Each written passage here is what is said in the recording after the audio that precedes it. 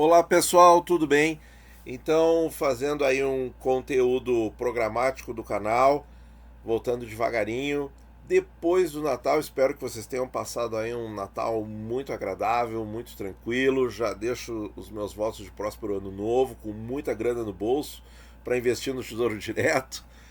E saiu aí, pessoal, depois do Natal, o relatório mensal da dívida pública federal de novembro. Olha que bacana, eu ia fazer de outubro, mas saiu, então vamos fazer do arquivo mais atual, tá? Eu vou selecionar algumas tabelas, tá? Para a gente ter um resumo e vamos ver se eu conseguir fazer 1 minuto em cada tabela, o vídeo vai durar 8 minutos. Vamos ver, né, pessoal? Me desejem boa sorte.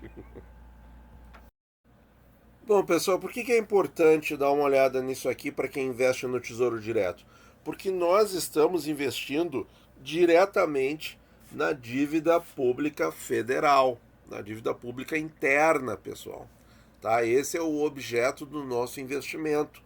Nós emprestamos dinheiro para o governo e o governo nos paga no vencimento, ou nos juros, ou no resgate antecipado, o título com os juros e no resgate antecipado o valor dele na marcação a mercado.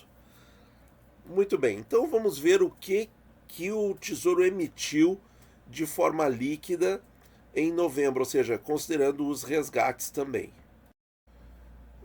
Vemos aqui que tivemos emissão líquida de 56 mil milhões, logo 56 bilhões de reais, porque as emissões totais foram 83 bilhões, mas houve 26 bilhões de resgates. Aonde foi o principal? Índice de preços. O que significa isso aqui, pessoal? Os juros pagos principalmente pelas NTNBs de ano ímpar, tá? Houve um vencimento de alguns prefixados, aqueles de 6 meses, 10 meses, um ano. Esses aí que a gente vê nos leilões, aqueles super curtinhos, tem vencimentos em vários meses ao longo do ano. Então, 426 milhões aqui, tá? E algum vencimento também de Tesouro Selic, que foi pago, como a gente viu, tem Selic vencendo, Tesouro Selic vencendo em dezembro para os institucionais. Então isso aí é um pouquinho diferente do Tesouro Direto, tá? E tem também o câmbio. O que é câmbio? É a NTN-D de Dinamarca, que é emitida no exterior, tá? Emissões no Brasil de Tesouro Dólar, seria o Tesouro Dólar, NTN-D de dólar, né? Nunca existiu em leilão interno, em leilão aqui no Brasil e muito menos no Tesouro. Mas no exterior sim, que é o quê? É o componente da nossa dívida externa, tá? Que é uma banda que gira de 4 a 7%, depois nós vamos olhar isso aí também. Tá? Então teve ali algum vencimento de juros também na casa pequena aí, 53 milhões de reais. Aqui, ó. Programa Tesouro Direto. Nós temos então para destacar, né, pessoal? Vamos só para o resuminho aqui, ó. O estoque é o total possuído pelas pessoas físicas que investem no Tesouro Direto. 150 bilhões de reais, pessoal. Lembram quando eu mostrei o volume de depósitos na caderneta de poupança passando de 1 trilhão de reais? No Tesouro, 150 bi. Tá aí, pessoal. O Tesouro é uma parcela muito menor do que a tradicional caderneta de poupança.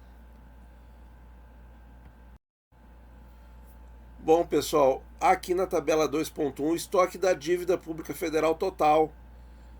Ó, aqui é em bilhões, então 7 mil bilhões são 7 trilhões de reais. 7 trilhões 204 bilhões e 100 milhões, tá?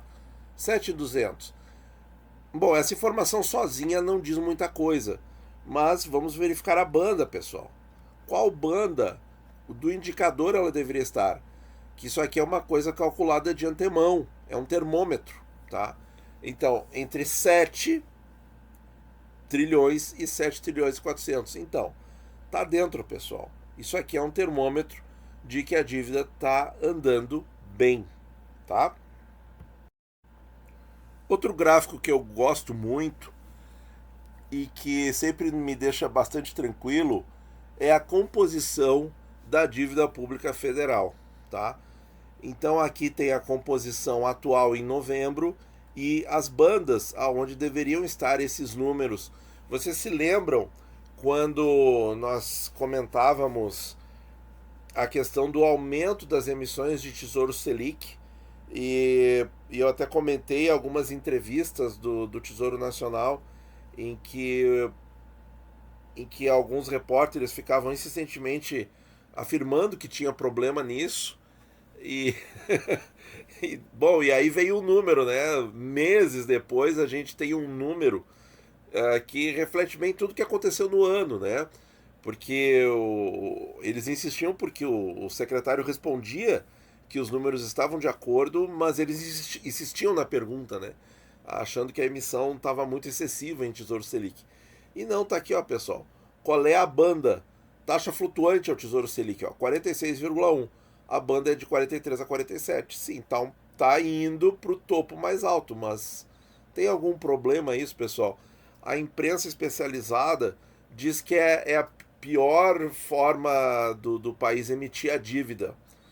Mas não é, pessoal. É a taxa que está sob controle do Banco Central. Por que isso vai ser? Você não gostaria de emprestar dinheiro e você mesmo determinar a taxa que vai pagar? Então, a dívida pública em taxa, a maioria sendo em taxa flutuante, é exatamente isso. O Brasil está emitindo a dívida na taxa que ele mesmo determina. Por que isso é ruim para o emissor? Né? Isso aí tem risco para o comprador da dívida, né? Que pode de repente estar com uma taxa Selic baixa demais. Claro que não é o caso, eu estou exagerando. Mas em termos de risco, não tem risco para o emissor isso aqui. Tá? Índice de preços IPCA 27%, pré-fixados 22%, e câmbio, que é a dívida externa, porque o Tesouro não emite NTND no Brasil, ele só emite no exterior, 4,7%. Qual é a banda do câmbio? 3 a 7%, ó. Super saudável, pessoal, super tranquilo, tá? Outra informação muito importante que eu gosto de olhar são os detentores, tá? E aqui a gente vê a evolução nos últimos meses do ano passado, dezembro de 23, outubro e novembro, entre previdência, instituições financeiras, fundos de investimento não residentes. Quem são esses não residentes, pessoal? São estrangeiros que investem em real, tá? Em real. E a dívida externa.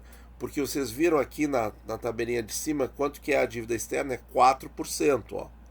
Cadê aqui? 4,7%, certo? Só que a posição de não residentes é bem maior. Quanto que é essa posição? 11%. Então aqui, tirando os 4%, sobram 7% aí. Esses 7% são de investidores estrangeiros em real. Em real, tá? O próprio governo, claro, porque ele recompra de vez em quando, né? Seguradoras, olha que interessante, seguradoras aí, o seguro de vida, né? Seguro de carro, seguro de imóvel, né? Outros, aí entra o Tesouro Direto, entramos nós também, né? Que é menos de 7%. Então, o que chama atenção aqui, pessoal? Que instituições financeiras e fundos de investimentos, ó, 28 mais 22% dá 50%. 50%. Colocar a previdência privada, 73%. Praticamente 3/4, pessoal, da dívida pública brasileira está nas mãos da Previdência, das instituições financeiras e dos fundos de investimento. Então, quem se preocupa aí com calote? Se houver calote do governo em dívida interna, pessoal, que é uma coisa realmente teoricamente impossível, nós teríamos uma quebra de todo o sistema. Tudo. Teria que. Talvez deveria ter que modificar até o nome do país, porque ia deixar de ser Brasil. Né? Nós teríamos aqui a quebra de toda a Previdência, de todas as instituições financeiras e os fundos de investimento onde as pessoas investem. Né? Se o país der o calote, aí vocês já viram o que acontece. Né?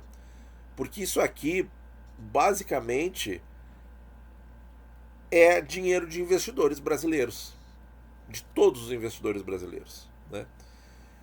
Então, outra coisa interessante que dá para explorar um pouquinho mais, eu acho que eu vou até aumentar aqui para fazer uma tela especial para isso, é aonde, no que cada tipo de investidor investe. E aqui pela corzinha a gente pode ver isso aí. Ó. Então, instituições financeiras investem na sua maior parte em taxa flutuante, em Tesouro Selic. Os fundos de previdência, na maior parte, 55%, investem em Tesouro IPCA, índice de preços. Os fundos de investimento em geral, pessoal, investem na sua maior parte, muito mais que as instituições financeiras, 74% em quê? Tesouro Selic, taxa flutuante, olha só. Tá? Isso aqui é legal para quando a gente vê a dinâmica dos leilões, né? Os não residentes, eles investem em o quê? Na sua ampla maioria, pré-fixados. Pré-fixados, tá? Instituições financeiras também investem em pré-fixados também, mas vem diminuindo bastante essa proporção. Isso aqui já foi bem maior no passado, hoje é 28%, tá? Então, realmente, pré-fixado hoje, atualmente, é a maior preferência dos estrangeiros, tá? O governo investe a maior parte em pré-fixado, porque é o que o mercado devolveu, né? As seguradoras, a maior parte em Tesouro IPCA, perdão, eu ia falar Selic, mas é IPCA, e o outros, aonde está o Tesouro Direto, a maior parte é Tesouro Selic, 51%. Outra informação muito importante, prazo médio, tá? Nós observamos aqui nesse gráfico temporal muito bom, tá? De dezembro de 2010 em diante, nós temos aqui eu vou comentar mais o estoque, tá, pessoal? Nós temos aqui um pico de até 2015 em emissões mais longas. Aí o que aconteceu em 2015, pessoal? 14 e 15, a recessão no Brasil, né? Aí foi caindo, atingiu um vale, a posição mais baixa, né? Quando o Brasil realmente não conseguia emitir dívida longa, época da pandemia. Qual é o momento desse vale? Dezembro de 2020. E de dezembro de 2020 para cá, o Brasil está conseguindo aumentar o prazo da sua dívida. Saiu de 3 anos e meio, vamos dizer aqui, está voltando para algo em torno de 4 anos. É ainda um tempo muito curto, muito rápido, tá? Isso aqui é a média geral da dívida pública, pessoal. Então, quando a gente ouve assim, o governo está emitindo NTN-B 2060 a 7%, isso aí é a ínfima parte da dívida pública federal, tá? O grosso da dívida, ali, a duration é 4 anos, tá? Esse é o prazo, tá? Muito, muito curto. Desejável que fosse bem maior. Bom, pessoal, outra tabelinha muito legal, custo médio. Por quê? Porque quando a gente vê o custo médio, a gente vai ver aonde que o governo está gastando mais para se financiar e talvez seja uma boa sugestão de investimento, quem sabe, né? Quem é que está ganhando aqui, pessoal? NTNC, o famoso Tesouro IGPM, que o Tesouro não emite mais desde 2006. Fez bem de parar de emitir, né, pessoal? Porque olha aqui o custo dele, 17% ao ano, tá? Em novembro. Muito, muito acima dos indicadores atuais. Qual é o tipo de título que está custando mais, em média, ao ano para o governo? É a taxa Selic, 11%. Seguido de perto pelo pré-fixado comum a 10,96%. Isso aqui é média do ano, tá, pessoal? De todo o estoque da dívida. Então tem pré-fixado aqui a taxa menor, tem a taxa maior, tem tudo que é coisa aqui dentro, tá? Tesouro IPC, antes disso, pré-fixado com juros NTNF 10,36, um pouquinho acima do Tesouro IPCA com juros, que está em 10,22. O mais barato nesse momento está sendo o Tesouro IPCA com juros, o mais barato de emissão pro governo, tá? Ora, também, né, pessoal, se é o mais barato pro governo emitir, por que ele vai dar o calote justo no mais barato? Outro fator a considerar, isso traduz mais segurança, é o mais barato. Mas eu digo que ele é o mais barato por enquanto, pessoal, porque a inflação ainda não explodiu. Se bater aí uma inflação de 9, 10% no ano que vem ou em 26, esse número muda rápido, pessoal, muda muito rápido. E aqui, pessoal, para finalizar, 15 minutos de vídeo eu não consigo cumprir as promessas. Bom, o gráfico que eu considero o mais importante, tá? O mais importante do Tesouro, porque ele responde a muitas questões, tá? E as mais angustiantes para a galera aí, a gente sabe que é, mas será que vai pagar? Será que tem dinheiro? Como é, o Tesouro não tem FGC, né? Para nós é brincadeira essa frase, né? O Tesouro não tem FGC, porque o FGC é constituído de Tesouro Selic, tá? Selic e compromissadas baseadas em Tesouro Selic.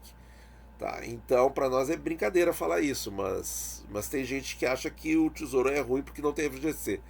Tá? Então, qual é o tamanho do, entre aspas, FGC do Tesouro Direto? É a reserva de liquidez, pessoal. Tá aqui, ó. Tá? A gente vê que ela vai oscilando, cai, aumenta e tal, e tá aí na casa de 856 bilhões de reais. Já esteve a 1 trilhão 113, sim, pessoal. Por que caiu tanto? Por que caiu aqui de julho para agosto? Porque no dia 15 de agosto nós tivemos o pagamento de juros das NTNBs de ano par e o vencimento de um título muito grande, muito extenso, foram 260 bilhões de reais, Tesouro IPCA 24. Tá? Não só para nós, investidores do Tesouro Direto, mas para os leilões também. Esse era um título muito presente no mercado. E venceu, foi pago, tudo bem. Caiu um pouco a reserva de liquidez, depois caiu mais um pouco em setembro e já voltou a subir. Então, pessoal, está girando ali, ó, na casa de 800 bilhões.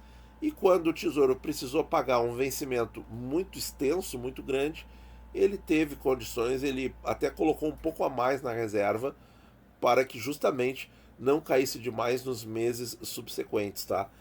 E isso aqui também mostra que o Tesouro tem fôlego para recomprar parte da sua dívida se for necessário, tem fôlego até para suspender leilões por um período mais prolongado, por várias semanas, tá? É essa reserva de liquidez que nos dá toda essa tranquilidade, tá, pessoal? Então, minha gente, é isso aí, quase 20 minutos, mas é um conteúdo, pessoal, para o investidor raiz, tá? Eu quis fazer um resuminho, espero que eu tenha sido bem sucedido em fazer um resumo aí instrutivo para vocês, pegando os pontos mais importantes do relatório da dívida pública federal de novembro de 24, tá? Um conteúdo aí muito importante para a gente saber no que a gente está investindo. Porque é isso, pessoal, as pessoas elas entram e saem muito dos investimentos, elas realizam prejuízo porque elas não sabem o que elas estão fazendo, elas não sabem no que elas estão investindo, elas não sabem dos detalhes, né? Então, no Tesouro a gente tem tudo muito transparente, pessoal. Tá? Tem o relatório, todo mês esse relatório. Vou passar a comentar mais aqui, se for do agrado aí da audiência. E é isso, pessoal. Vamos investir consciente. Não vamos fazer resgate antecipado no momento da crise e aporte fracionado sempre. Muito obrigado por ouvir e bons investimentos a todos.